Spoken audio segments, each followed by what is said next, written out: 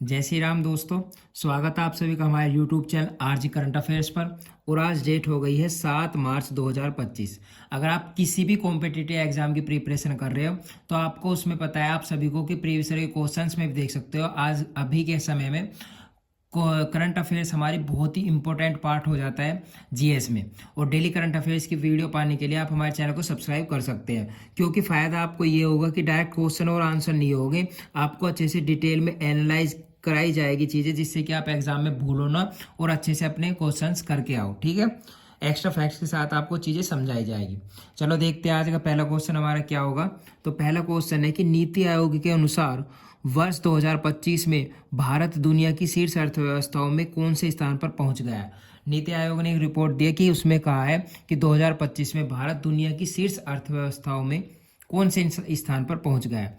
तो आंसर हमारा सिंपल क्या है, बी। आंसर हो जाएगा हमारा पांचवा। ठीक है, पांचवें स्थान पर पहुंच गया है। तो थोड़ा डिटेल में समझ लेते हैं चीज़ों को। क्या कि नीति आयोग ने कहा है भारत दुनिया की शीर्ष अर्थव्यवस्थाओं में पांचवें स्थान पर है और इसका वास्तविक सकल घरेलू उत्पाद जीडीपी 2025 तक 4.3 ट्रिलियन डॉलर होगा। क्या कहा है, नीति आयोग ने कहा है कि भारत दुनिया की शीर्ष अर्थव्यवस्थाओं में पांचवें स्थान पर है। ठीक है, और इसका वास्तविक सकल घरेलू उत्पाद, जिसे हम जीडीपी कहते हैं, 2025 तक 4.3 ट्रिलियन डॉलर होगा। नीति आयोग ने अंतर्राष्ट्रीय मुद्रा कोष का हवाला देते हुए कहा कि भारत का वास्तविक जीडीपी उल्लेखनीय रूप से बढ़ने की राह पर है, जो 2015 में 2.4 ट्रिलियन डॉलर से बढ़कर 2025 में 4.3 ट्रिलियन डॉलर हो गया है। ठीक है, शीर्ष 20 देशों में 77% की उच्चतम मुद्रास्फीति समायोजित वृद्धि भी भारत द्वारा दर्ज की गई है, जो चीन और संयुक्त राज्य अमेरिका जैसे प्रमुख अर्थव्यवस्थाओं से आगे निकल गई है। आया आपके क्वेश्चन समझ में। 2015 में 2.4 ट्रिलियन डॉलर से बढ़कर 2025 में 4.3 ट्रिलियन डॉलर हो जाएगा, यह अनुमान लगाया गया है 2025 के लिए। बट बढ़ी तो है ना, ये भी तो इम्पोर्टेंट है। हमारा क्वेश्चन इसी से रिलेटेड था कि नीति आयोग के अनुसार वर्ष 2025 में भारत दुनिया की शीर्ष अर्थव्यवस्थाओं में कौन से स्थान पर पहुंच गया है। तो पांचवें स्थान पर पहुंच गया है। नेक्स्ट क्वेश्चन देखते हैं हमारा क्या होगा। नेक्स्ट हमारा क्वेश्चन हो जाएगा, भारतीय नौसेना के सेवानिवृत्त जहाज को महाराष्ट्र पर्यटन विकास निगम, जिसे MTDC द्वारा भारत के पहले पानी के नीचे स्थित संग्रहालय में परिवर्तित किया जाएगा। क्या किया जाएगा, भारतीय सेना के सेवानिवृत्त जहाज को महाराष्ट्र पर्यटन विकास निगम द्वारा भारत के पहले पानी के नीचे स्थित संग्रहालय में परिवर्तित किया जाएगा। तो आंसर हो जाएगा हमारा INS गुलदार। क्या नाम है उस जहाज का, INS गुलदार। डिटेल में समझते हैं क्या कि भारतीय नौसेना के सेवानिवृत्त जहाज INS गुलदार को महाराष्ट्र पर्यटन विकास निगम द्वारा भारत के पहले पानी के नीचे स्थित संग्रहालय में परिवर्तित किया जाएगा। तो बहुत ही इंपॉर्टेंट क्वेश्चन इसलिए थोड़ा हो जाएगा ये, क्योंकि इसमें क्या है कि भारत के पहले पानी के नीचे स्थित संग्रहालय में परिवर्तित किया जाएगा। भारत का ये पहला ऐसा संग्रहालय होगा जो पानी के नीचे स्थित होगा। ठीक है, नेक्स्ट पॉइंट देखते हैं। पूर्वी नौसेना कमान और अंडमान एवं निकोबार कमान में सेवा दे चुके इस जहाज ने 12 जनवरी 2024 को सेवा मुक्त होने से पहले ऑपरेशन अमन, ऑपरेशन आज़ाद, ऑपरेशन पवन और ऑपरेशन तासा जैसे प्रमुख अभियानों में भाग लिया था। देखो इसमें इस जहाज के बारे में ये पूरा ग्राफ हमारे जो बताइए ये सभी लाइनें, ये जहाज के लिए कही गई है। क्या कि इसने अभी ये पूर्वी नौसेना कमान और अंडमान एवं निकोबार समान में सेवा दे चुके हैं। 12 जनवरी 2024 को सेवा मुक्त होने से पहले इन्होंने इतने ऑपरेशंस में भाग लिया है। ठीक है, यह पहल भारत में एक सेवानिवृत्त नौसेना पोत को पानी के नीचे के संग्रहालय और कृत्रिम चट्टान में बदलने के लिए एक अग्रणी प्रयास को दर्शाता है। ठीक है, INS गुलदार का निर्माण पोलैंड में किया गया था और इसे 30 दिसंबर 1985 को भारतीय नौसेना में शामिल किया गया था। यहाँ से भी एक पॉइंट हमारा आ जाता है निकल कर, क्या कि INS गुलदार का निर्माण पोलैंड में, कहाँ पे, पोलैंड में किया गया था और इसे 30 दिसंबर 1985 को भारतीय नौसेना में शामिल किया गया था। और इसके सारे ऑपरेशन जो इसने अभी सेवा मुक्त होने से पहले किए हैं कौन कौन से, अमन, आज़ाद, पवन और तासा, ठीक है। और 12 जनवरी 2024 को सेवा मुक्त होने से पहले इसने ये सब ऑपरेशंस किए थे। नेक्स्ट हमारा क्वेश्चन देखते हैं क्या होगा। नेक्स्ट है कि नासा ने चंद्रमा की सतह पर पानी की खोज करने के लिए 26 फरवरी को कौन सा उपग्रह लॉन्च किया है। नासा ने चंद्रमा की सतह पर पानी की खोज करने के लिए 26 फरवरी को कौन सा उपग्रह लॉन्च किया है। तो क्या हो जाएगा हमारा आंसर, लूनर रिकॉग्निशंस ऑर्बिटर। क्या है, लूनर रिकॉग्निशंस ऑर्बिटर, ठीक है।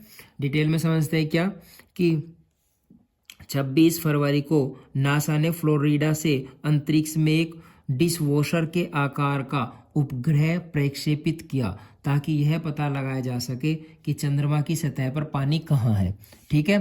कब, 26 फरवरी को। डेट पे में पता चल गया जगह क्या है, फ्लोरिडा से। नासा के लूनर ट्रेल ब्लेजर ऑर्बिटर को ले जाने वाले स्पेसएक्स फाल्कन 9 रॉकेट ने कैप केनावेरल के केनेडी स्पेस सेंटर से उड़ान भरी। होकहीड मार्टिन के अंतरिक्ष प्रभाग ने लूनर ट्रेल ब्लेजर अंतरिक्ष यान का निर्माण किया। सैटेलाइट रॉकेट पर एक द्वितीयक पेलोड था, जबकि प्राथमिक पेलोड सहज मशीनों द्वारा संचालित एक चंद्र लैंडर मिशन था। इसका वजन लगभग कितना था, 200 किलोग्राम। और जब इसके सौर पैनल पूरी तरह से तैनात होते हैं तो यह लगभग 3.5 मीटर चौड़ा होता है। लूनर थर्मल मैपर या LTM चंद्रमा की सतह का मानचित्रण करेगा और उसका तापमान मापेगा। क्वेश्चन है आपके समझ में। इसमें से इम्पोर्टेंट देखो, मैं एक बार दोबारा बता देता हूँ क्या कि पहले तो ये क्वेश्चन था कि नासा ने चंद्रमा की सतह पर पानी खोज करने के लिए 26 फरवरी को कौन सा उपग्रह लॉन्च किया, तो लूनर रिकॉग्निशंस ऑर्बिटर।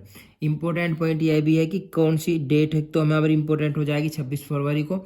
और दूसरा फ्लोरिडा से, कहाँ से, फ्लोरिडा से अंतरिक्ष में एक डिशवॉशर के कितने को कैसे आकार का, एक डिशवॉशर के आकार का उपग्रह प्रक्षेपित किया है, ठीक है। ये इसमें इंपॉर्टेंट है, ज़्यादा इंपॉर्टेंट इस क्वेश्चन में नहीं बना कोई पॉइंट।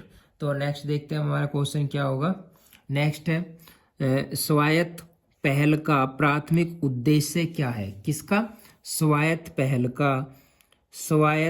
का प्राथमिक उद्देश्य क्या है। तो आंसर हो जाएगा हमारा डी, सार्वजनिक खरीद में महिला उद्यमियों, स्टार्टअप और युवाओं की।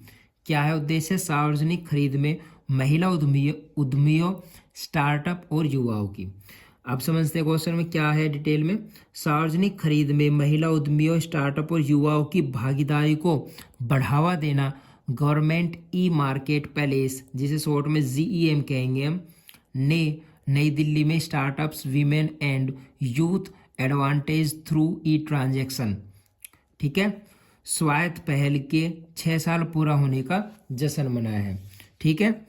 स्टार्टअप वीमेन एंड यूथ, इससे startup women and youth advantage through E transaction हमारा इस किसकी फुल फॉर्म है, ये स्वायत्त की फुल फॉर्म है startup women and youth advantage through E transaction. पहल के 6 साल पूरा होने का जश्न मनाया है। स्वायत्त को 19 फरवरी 2019 को सार्वजनिक खरीद में महिलाओं के नेतृत्व वाले उद्यमियों और युवाओं की भागीदारी को बढ़ावा देने के लिए लॉन्च किया गया था। यह GEM के सामाजिक समावेश के सिद्धांत पर आधारित है और इसका उद्देश्य व्यापार करने में आसानी को बेहतर बनाना है। यह पहल स्टार्टअप, महिला उद्यमियों, MSE, SHG और युवाओं को सरकारी खरीद से जोड़ती है। यह अंतिम मील विक्रेताओं को प्रशिक्षित करने, महिला उद्यमियों को बढ़ावा देने और सार्वजनिक खरीद में छोटे पैमाने के व्यवसायों का समर्थन करने पर केंद्रित है। GEM के विक्रेताओं में अब महिला उद्यमियां 8% है, जिनमें 1,77,786 महिलाओं के नेतृत्व वाली MSE 46,615 करोड़ रुपए के ऑर्डर पूरा कर रही है, ठीक है। क्वेश्चन है आपके समझ में। नेक्स्ट क्वेश्चन देखते हैं हमारा क्या होगा। नेक्स्ट है कि पहला शून्य भेदभाव दिवस, क्या पहला शून्य भेदभाव दिवस समारोह किस वर्ष मनाया गया था। तो किस वर्ष मनाया गया था हमारा 2014 में मनाया गया था। हर साल 1 मार्च को लोग शून्य भेदभाव दिवस मनाते हैं। कब को? हर साल लोग 1 मार्च को लोग शून्य भेदभाव दिवस मनाते हैं। शून्य भेदभाव दिवस का उद्देश्य दुनिया भर में सहिष्णुता, समानता और समावेशिता के बारे में जागरूकता बढ़ाना है। शून्य भेदभाव दिवस का उद्देश्य दुनिया भर में सहिष्णुता, समानता और समावेशिता के बारे में जागरूकता बढ़ाना है। ठीक है। पहला शून्य भेदभाव दिवस समारोह 1 मार्च 2014 को मनाया गया था। कब मनाया गया था? पहला 1 मार्च 2014 को। शून्य भेदभाव दिवस 2025 का विषय है हम एक साथ खड़े हैं। ये इंपॉर्टेंट हमारा पॉइंट हो जाएगा कि शून्य भेदभाव दिवस 2025 का विषय है हम एक साथ खड़े हैं।